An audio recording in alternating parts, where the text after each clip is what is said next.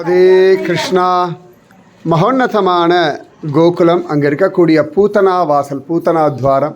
இந்த இடத்துல பூத்தனா ரொம்ப அழகாக சிரிச்சுட்டு ரொம்ப ஹாப்பியாக இருக்கா. முகம் பார்த்தோம்னா கண்ணு மூக்கெல்லாம் அழகாக ஒரு கிருஷ்ணன் அவளுடைய திருமார்பில் பால் குடிக்கிற மாதிரி, கண்ணன் கோபமாக இருக்க மாதிரி இருக்கான். பூத்தனா ஹாப்பியாக இருக்கா.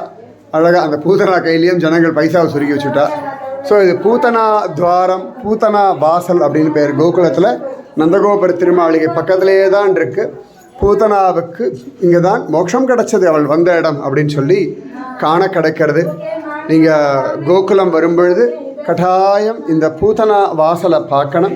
இந்த பூத்தனாவோட திருவடி, அவளுடைய கை, அவளுடைய பக்கத்தில் கிருஷ்ணன் அழகாக அவளுக்கு அனுகிரகம் பண்ணுறான்.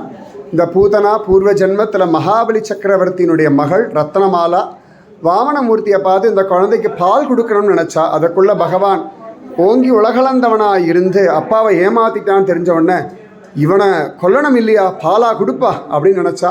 அது ரெண்டும் சேர்ந்து கிருஷ்ணனுக்கு விஷப்பால் கொடுத்தா. அதுக்கு பகவான்கிட்டேருந்து மோட்சம் கிடச்செடுத்து. கிருஷ்ணவதாரத்தில் கண்ணனிடத்துலேருந்து மோட்சம் வாங்கின்ற முதல் ஒருத்தி யாருன்னா இவள் தான். இந்த பூத்தனா போல் நம்ம இடத்துல இருக்கக்கூடிய விஷங்கள் எல்லாம் கண்ணன் எடுத்துக்கட்டும். நமக்கு பக்தி ஞான வைராக்கியம் எல்லாத்தையும் கொடுக்கட்டும். ஜெய் போலோ ஸ்ரீ கிருஷ்ண கணையா லால் கி ஜெய்.